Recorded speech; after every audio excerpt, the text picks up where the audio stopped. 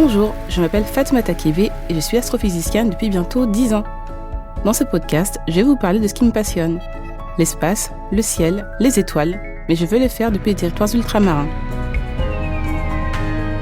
Aux quatre coins du globe, les Outre-mer possèdent des paysages volcaniques parmi les plus fascinants de la planète. Au-delà de leur beauté brute et de leur activité géologique intense, certains de ces paysages partagent d'étonnantes similitudes avec des surfaces très énigmatiques du système solaire. Existerait-il un langage universel du volcanisme ? La Réunion, la Martinique ou encore la Polynésie offrent des clés précieuses pour comprendre Mars, Vénus ou le satellite Io. Dans cet épisode, nous allons explorer ces échos géologiques entre la Terre et les astres.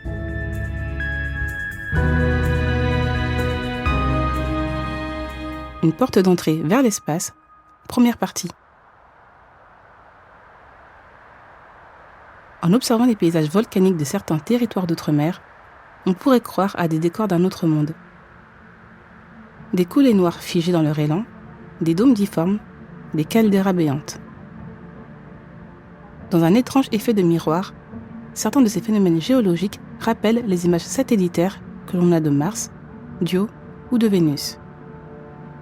Les planétologues retrouvent sur Terre les formes et les processus qu'ils observent sur les planètes rocheuses du système solaire.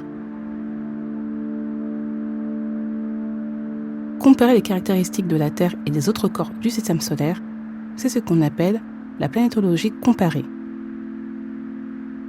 Car malgré les millions de kilomètres qui les séparent, les volcans terrestres et extraterrestres partagent des similitudes. Ils se répondent, s'expliquent et se donnent la réplique, permettant d'étudier les uns pour mieux comprendre les autres. Les volcans de la Réunion, de la Martinique ou de Polynésie sont les chapitres vivants d'un manuel de géologie planétaire. Leur diversité, leur activité et leur histoire en font des analogues précieux.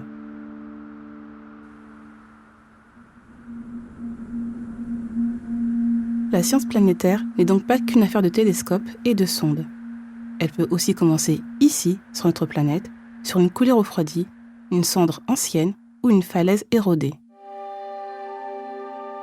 Mais avant d'aller plus loin, laissez-moi vous rappeler quelques notions. Il existe deux grands types de planètes.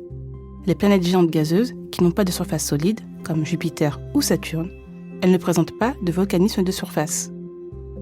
Dans cet épisode, nous ne parlons donc pas d'elles, pour nous concentrer sur le deuxième type de planète, les planètes rocheuses, aussi appelées planètes telluriques. Ce sont des planètes composées principalement de roches et de métaux, avec une surface solide et une activité interne comme la tectonique des plaques et le volcanisme. Dans le système solaire, les planètes rocheuses sont Mercure, Vénus, la Terre et Mars. Enfin, Io qui est un des 95 satellites naturels connus de Jupiter.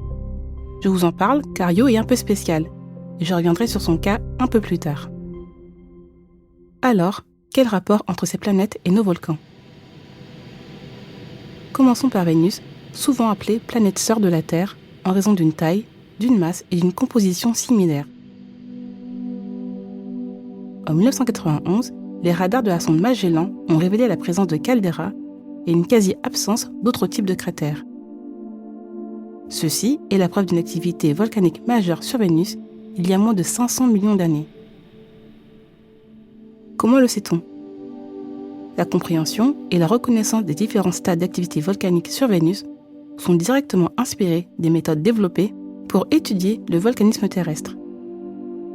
Les calderas, que l'on trouve entre autres sur Vénus, sont de grands cratères formés par l'effondrement du sommet d'un volcan après une éruption majeure. Celle d'un volcan vidé de sa chambre magmatique, incapable de soutenir son propre poids. Ce type de caldeira existe aussi sur Terre.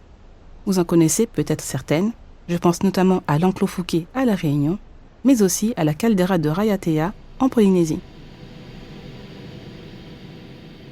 Sur la surface de Vénus, on trouve d'autres types de volcans, notamment les volcans boucliers.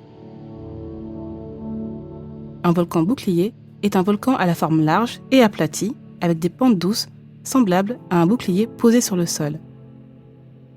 Ces formes résultent de l'accumulation répétée de lave fluide et basaltique qui s'écoule lentement sur de longues distances.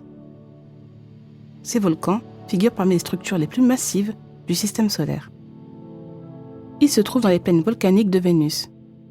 Mais le plus grand observé et répertorié est situé sur Mars. C'est l'Olympus Mons, ou en français, le mont Olympe. Il atteint 22 km de hauteur, soit 2,5 fois l'Everest. Le Piton de la Fournaise, situé sur l'île de la Réunion, est lui aussi un volcan bouclier très actif. Caractérisé par des éruptions effusives et des coulées de lave fluide, le volcan réunionnais sert de modèle pour comprendre la formation, la morphologie et le fonctionnement des volcans boucliers d'autres planètes. Le Piton de la Fournaise montre comment des coulées de lave fluide peuvent édifier des montagnes volcaniques immenses, un processus qu'on retrouve à l'échelle bien plus grande sur Mars ou Vénus.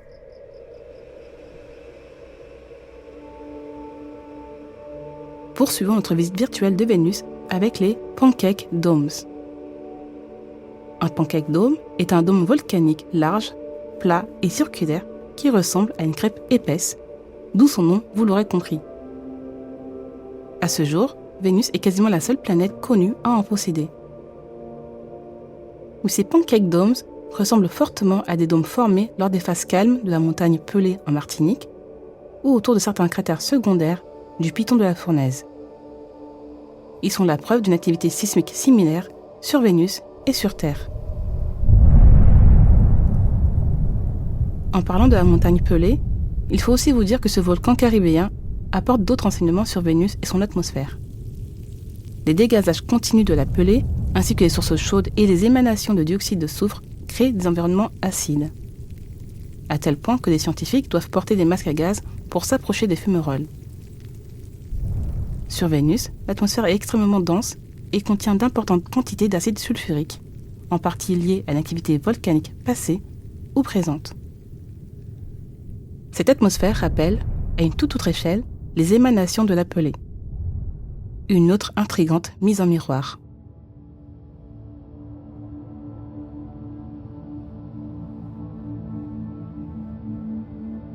Passons désormais à la planète Mars, la 4e planète la plus proche du Soleil. Peut-on comparer notre planète Terre à la planète rouge et vice-versa ?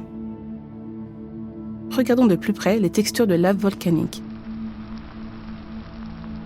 Les coulées de certaines plaines basaltiques martiennes, prises en photo par les rovers martiens, ces engins d'exploration mobiles qui ressemblent à de mini-jeeps, présentent des textures tordues, bullées ou rugueuses. Ces textures ressemblent beaucoup à celles que l'on retrouve dans la région du Grand Brûlé à La Réunion, sur les pentes du Piton de la Fournaise, ou celle du mont Oroena, ce volcan éteint à Tahiti. Cela montre que certains processus géologiques se produisent de la même manière sur différentes planètes.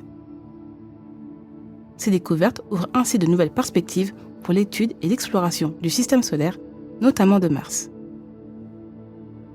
Je m'explique. L'hypothèse est à vérifier, mais il est possible que Mars compte des tunnels de lave, comme cela a été constaté au Piton de la Fournaise ou dans les coulées anciennes de Tahiti. Pour vous imaginer, les tunnels de lave ressemblent à de grandes galeries souterraines. Ils se forment lorsque la surface d'une coulée de lave se solidifie, tandis qu'à l'intérieur, la lave reste fluide et continue de s'écouler. Une fois l'éruption terminée, la lave liquide s'écoule et laisse un vide, créant ainsi un tunnel. Leur largeur et leur hauteur sont généralement de quelques mètres, mais certains de ces tunnels peuvent atteindre jusqu'à 27 mètres de diamètre pour les plus grands connus. Dans les territoires d'outre-mer, le plus grand tunnel de lave connu se trouve à La Réunion.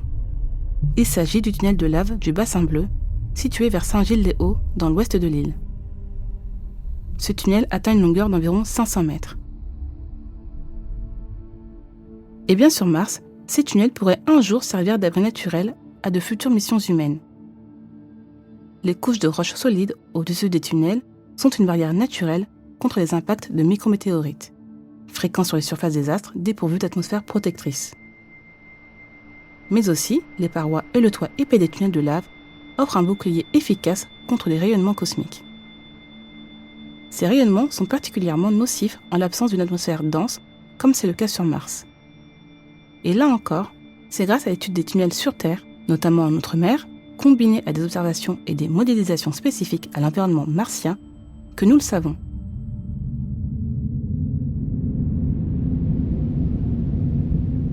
Avant de terminer cet épisode, je voulais vous parler d'Io, car ce satellite de Jupiter est spécial. Si l'activité volcanique sur Vénus et Mars est éteinte depuis longtemps, sur Io, c'est tout le contraire qui se passe. Peu de corps du système solaire présentent encore une activité volcanique observable aujourd'hui. Le volcanisme d'Io est intense. Il est causé principalement par la gravité de Jupiter, qui provoque des éruptions constantes et spectaculaires. Le volcanisme d'Io est suivi notamment par des ondes spatiales lors de survols rapprochés et par l'analyse des variations de surface sur des images prises à différents moments. La comparaison entre les volcans actifs de Io et ceux de la Terre, je pense notamment au Piton de la Fournaise, qui est l'un des volcans les plus actifs au monde, pourrait permettre de comprendre le fonctionnement d'une activité volcanique continue et de saisir d'éventuelles différences entre le volcanisme terrestre et extraterrestre. Car étudier un volcan terrestre actif comme le Piton permet de tester des méthodes d'observation et d'analyse qui sont ensuite appliquées à Io.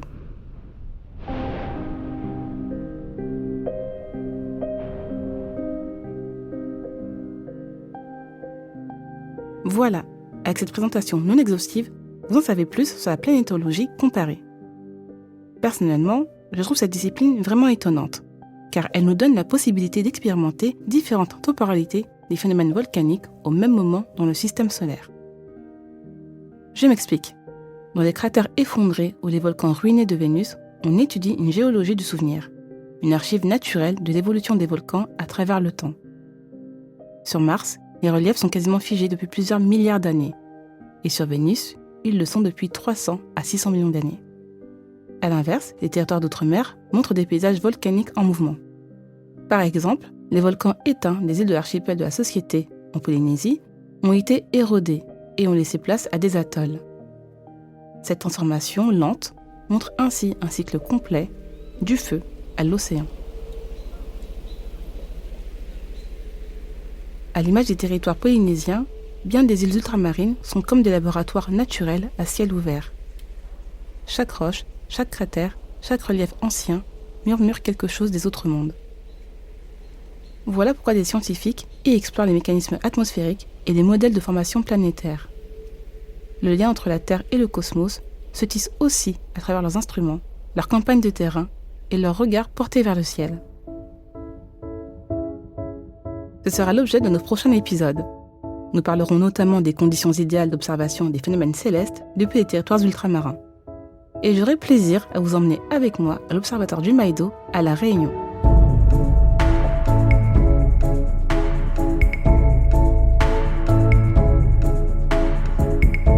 Vous venez d'écouter Sous les cieux d'Outre-mer, une coproduction Initial Studio et Outre-mer La Première.